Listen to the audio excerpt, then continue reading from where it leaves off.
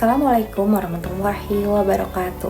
Halo semuanya, perkenalkan saya Syahnas Amalia Rizka dari mahasiswa pendidikan Guru Madrasah Ibtidaiyah kelas 4A dengan NIM 029. Sebelumnya, yang terhormat Bapak Dr. Dindin Ridwanuddin MPD selaku dosen pengampu mata kuliah Bahasa dan Sastra Indonesia. Di video ini saya akan menjelaskan 12 materi yang telah dipelajari dalam mata kuliah Bahasa dan Sastra Indonesia.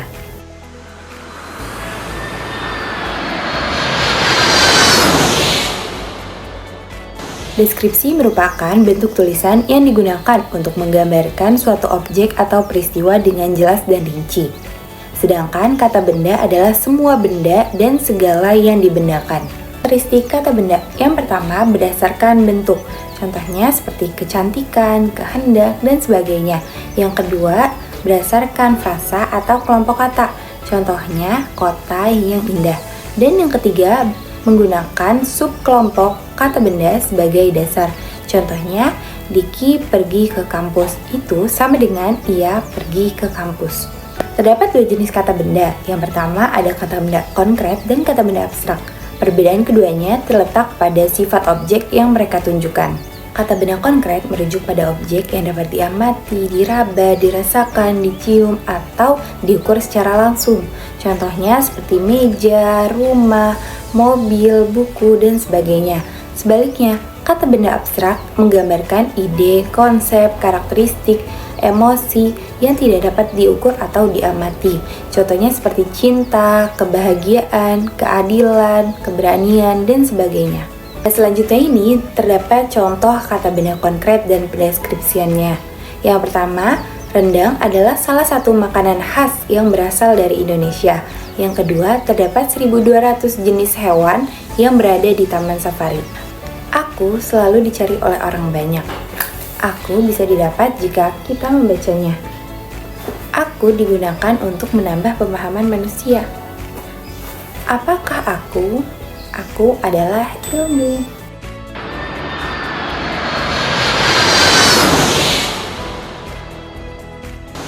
Identitas diri merupakan sebuah ciri-ciri yang berbeda yang melekat pada diri seseorang. Sedangkan identifikasi diri merupakan penempatan atau penentu identitas seseorang. Identifikasi diri diperlukan untuk mengetahui identitas. Tanpa identitas, kita sulit untuk mengidentifikasi sesuatu. Yang pertama dalam materi identifikasi diri yaitu menuliskan nama diri. Nama diri dituliskan dengan huruf awal kapital. Yang kedua yaitu menuliskan nama keluarga dengan gelar kekerabatan. Nah, biasanya ini digunakan untuk menunjukkan hubungan kekerabatan ataupun status sosial seseorang. Yang ketiga, karakteristik nama diri dan keluarga. Biasanya nama yang diberikan untuk seseorang ini memiliki makna tertentu. Contohnya seperti Ria Fitri Cahyani, yang bermakna seorang bayi yang dilahirkan oleh Ibu Sudarni dengan cahaya Idul Fitri. Yang keempat yaitu menuliskan nama dengan status sosialnya. Penggolongan tersebut biasa didasari oleh kriteria ekonomi atau biasa disebut dengan kelas sosial. Nah, macam-macam status sosial ini ada 3. Yang pertama ada ascribe status. Status yang diperoleh karena kelahiran atau keturunan. Contohnya bangsawan. Yang kedua ada achieve status. Ini diperoleh karena hasil usahanya sendiri. Contohnya sarjana. Dan yang ketiga ada assign status. Ini diberikan oleh masyarakat sebagai tanda penghargaan atas jasanya. Contohnya seorang pahlawan. Dan yang kelima yaitu menuliskan nama teman sejawat dengan pangkat akademiknya. Pangkat akademik merupakan gelar yang diberikan kepada seseorang yang diperoleh dengan proses pendidikannya. Nah, contohnya yaitu Syahnas Amalia Rizka SPD. SPD merupakan singkatan dari sarjana pendidikan. SPD tersebut merupakan pangkat akademiknya.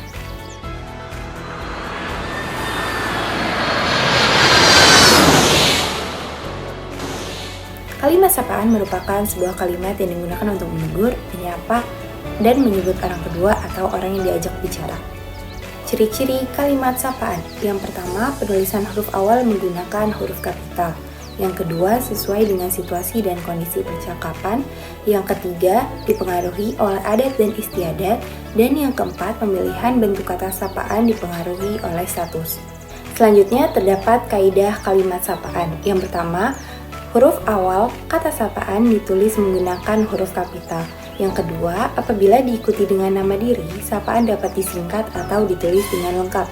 Yang ketiga, bentuk sapaan singkat dapat dipakai jika disertai dengan nama diri. Dan yang keempat, bentuk sapaan ditulis dengan diikuti atau diawali tanda koma. Contoh kata sapaan formal. Selamat siang Pak, ada yang bisa saya bantu? Contoh kalimat sapaan biasa. Hai San, apa kabar? Sudah lama kita tidak berjumpa?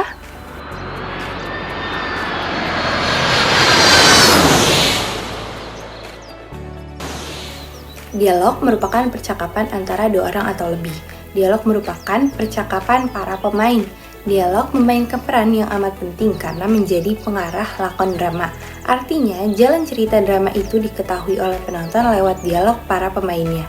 Aspek bahasa dalam dialog ada 6. Yang pertama, pelafalan yang jelas. Yang kedua, intonasi yang tepat. Yang ketiga, pilihan kata yang baik. Yang keempat, struktur kata dan kalimat yang baik. Yang kelima, ragam bahasanya. Dan yang keenam, segi komunikasinya tepat. Selanjutnya ada prolog. Prolog adalah percakapan awal. Prolog berperan besar dalam menyiapkan pikiran penonton agar dapat mengikuti cerita yang dipentaskan. Pada dasarnya, prolog merupakan pengantar naskah yang berisi pendapat pengarang tentang cerita yang akan disajikan.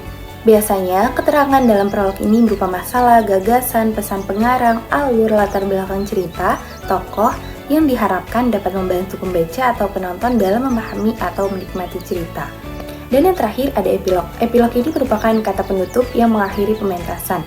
Isinya biasanya berupa kesimpulan atau ajaran yang bisa diambil dari tontonan drama yang baru saja disajikan.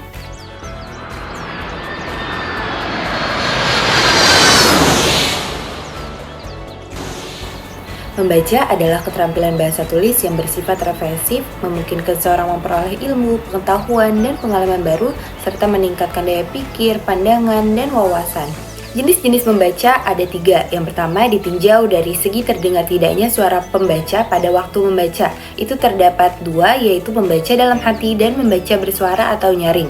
Yang kedua, dilihat dari sudut cakupan bahan bacaan yang dibaca. Terdapat membaca ekstensif, yaitu membaca yang dilakukan secara luas, dan membaca intensif, yaitu program kegiatan membaca yang dilakukan secara saksama. Dan yang ketiga, dilihat dari tujuan kedalaman atau levelnya. Ini ada membaca literal, yaitu kegiatan membaca sebatas mengenal dan menangkap arti yang tertera secara tersurat. Lalu ada membaca kritis, yaitu membaca yang dilakukan secara bijaksana, penuh tenggang hati, mendalam, evaluatif, serta analisis dan bukan hanya mencari kesalahan belaka. Dan membaca kreatif, yaitu proses membaca untuk mendapatkan nilai tambah. Lalu ada membaca petunjuk. Membaca petunjuk merupakan proses yang penting dalam kehidupan sehari-hari. Petunjuk ini biasanya berisi arahan atau cara melakukan suatu hal. Membaca petunjuk ini sangat penting karena dapat membantu dalam menghindari kesalahan penggunaan dan memastikan penggunaan yang aman dan efektif. Biasanya, petunjuk ini berisi kalimat yang memberikan arahan tentang bagaimana sesuatu harus dilakukan. Dan yang terakhir ada tata cara membaca dengan baik dan benar. Yang pertama, kita harus memilih bacaan yang tepat. Yang kedua, atur posisi tubuh yang nyaman. Yang ketiga, fokus dan konsentrasi. Yang keempat, perhatikan cara membaca. Yang kelima, gunakan alat bantu membaca. Yang keenam, ulangi membaca. Dan yang ketujuh, catat hal penting. Dengan membaca dengan baik dan benar, kita dapat memperoleh informasi dan pengetahuan tentang berbagai hal.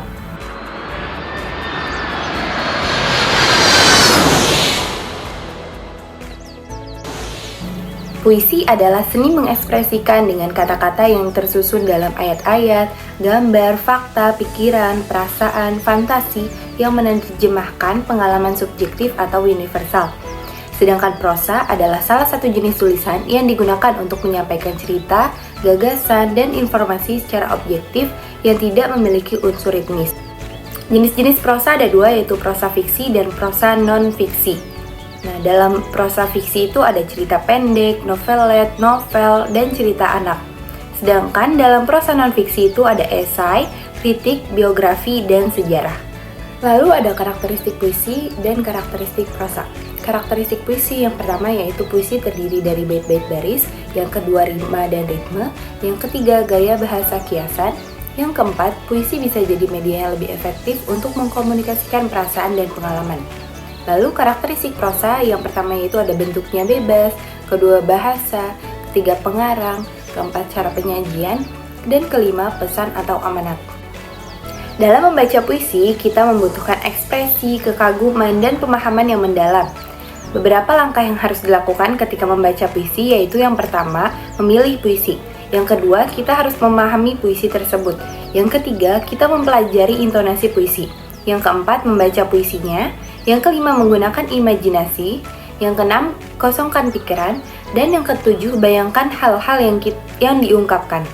Nah, yang terakhir, ada tata cara membaca teks.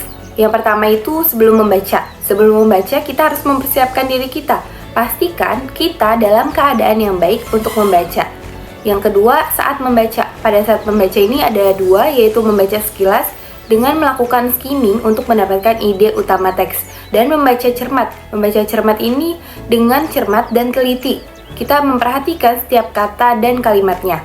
Dan yang ketiga, setelah membaca. Setelah membaca ini, kita dapat merangkum isi teks dengan membuat ringkasan teks dengan menggunakan kata-kata kita sendiri.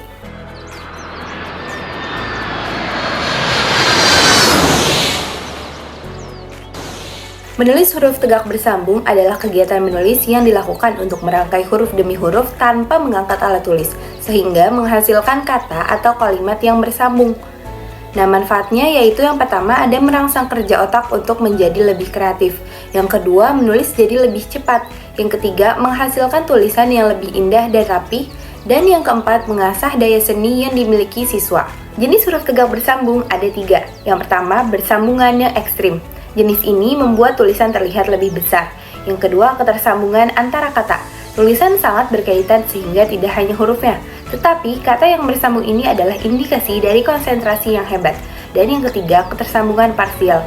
Pemberian jeda pada titik I, garis T, dan bergerak ke silabel berikutnya.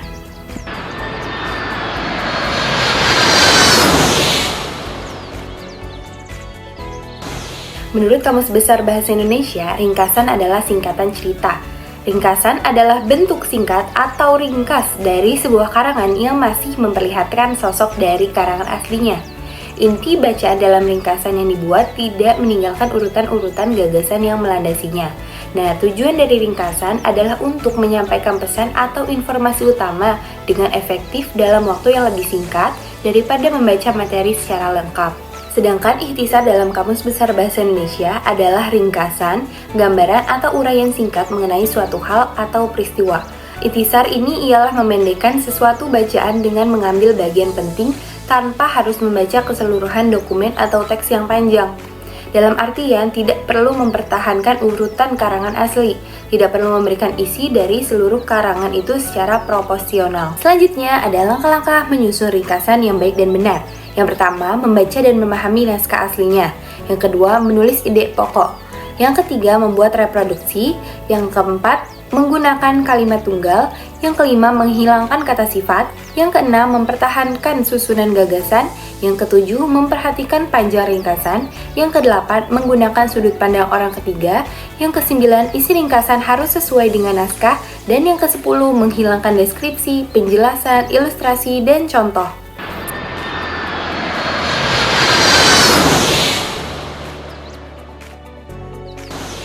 Menurut Kamus Besar Bahasa Indonesia, parafrase merupakan bentuk penguraian kalimat atau pernyataan dalam bentuk susunan kata dengan menggunakan bahasa lain sebagai penjelasan makna yang tersembunyi.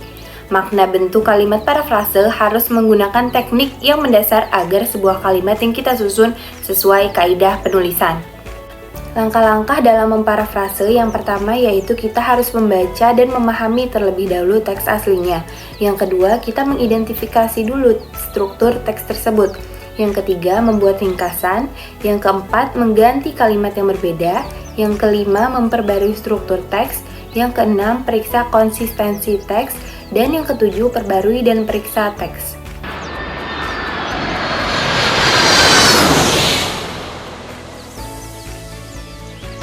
Surat resmi adalah surat yang berisi hal-hal terkait dengan urusan kantor ataupun kedinasan, baik yang dibuat oleh lembaga, kelompok, atau individu. Surat resmi dibuat berdasarkan kebutuhan organisasi atau lembaga dengan mematuhi standar etika yang berlaku dalam penulisan surat. Nah, macam-macam surat resmi ini, yang pertama ada surat resmi jabatan, ada surat resmi organisasi, surat resmi niaga, surat resmi lamaran, surat resmi izin, dan surat resmi dinas. Selanjutnya ada karakteristik surat resmi. Yang pertama, penggunaan kepala surat jika dikeluarkan oleh sebuah lembaga atau organisasi. Yang kedua, penyerta nomor surat, lampiran, dan perihal. Yang ketiga, pemakaian salam pembuka dan penutup yang standar atau resmi. Yang keempat, penggunaan bahasa dengan ragam resmi atau baku. Yang kelima, inklusi cap atau stempel jika surat berasal dari sebuah organisasi atau lembaga resmi. Dan yang keenam, penulisan surat mengikuti format tertentu, tidak bersifat bebas. Nah, selanjutnya ini surat pribadi. Surat pribadi merupakan bentuk komunikasi tertulis yang lebih personal dan tidak resmi. Biasanya ditujukan kepada anggota keluarga, teman, atau kenalan.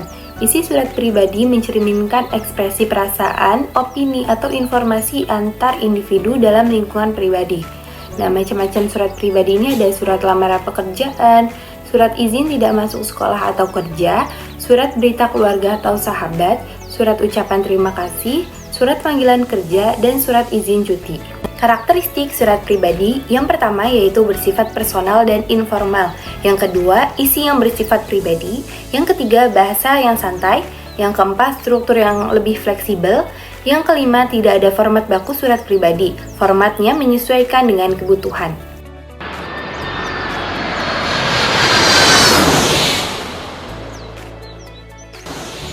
Menurut Kamus Besar Bahasa Indonesia, formulir adalah sebuah helai kertas isian atau surat isian yang sudah diisi dan segera harus diberikan kepada bagian pendaftaran.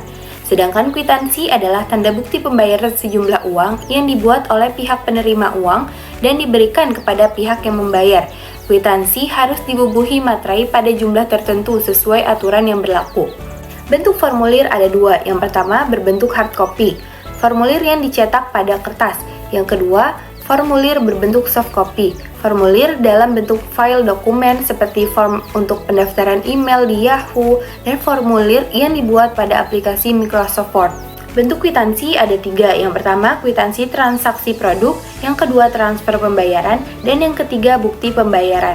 Nah, contoh penulisan formulir ini yang pertama formulir pendaftaran online. Ini dapat dilakukan dengan mengunjungi situs web penyelenggara dan mengisi kolom-kolom yang diminta seperti nama lengkap, alamat email, nomor telepon, dan informasi lainnya sesuai permintaan. Yang kedua, formulir permohonan pekerjaan, meliputi mengisi informasi pribadi, riwayat pendidikan, pengalaman kerja, dan keterampilan yang relevan dengan pekerjaan yang dilamar. Dan yang ketiga, formulir survei, di mana responden ini diminta untuk memberikan tanggapan mereka terhadap pertanyaan yang disajikan dalam formulir tersebut. Nah, pengisian kwitansi ini biasanya berisi nomor kwitansi atau tanda terima, tempat dan tanggal pembuatan kwitansi, nama, produk, nominal pembayaran, tujuan pembayaran, tanda tangan, materai, dan sampel perusahaan.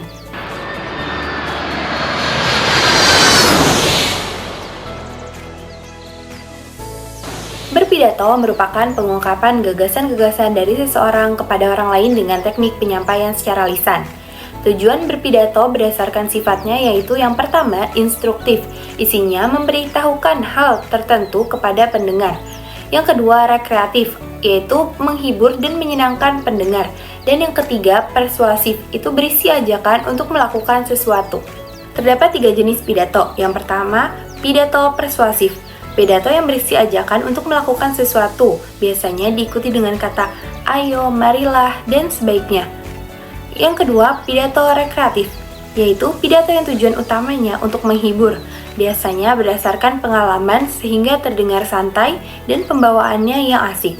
Dan yang ketiga, pidato informatif, yaitu pidato yang berisikan informasi harus disampaikan dengan struktur, logis, dan jelas. Biasanya ditemukan pada pidato kepala sekolah.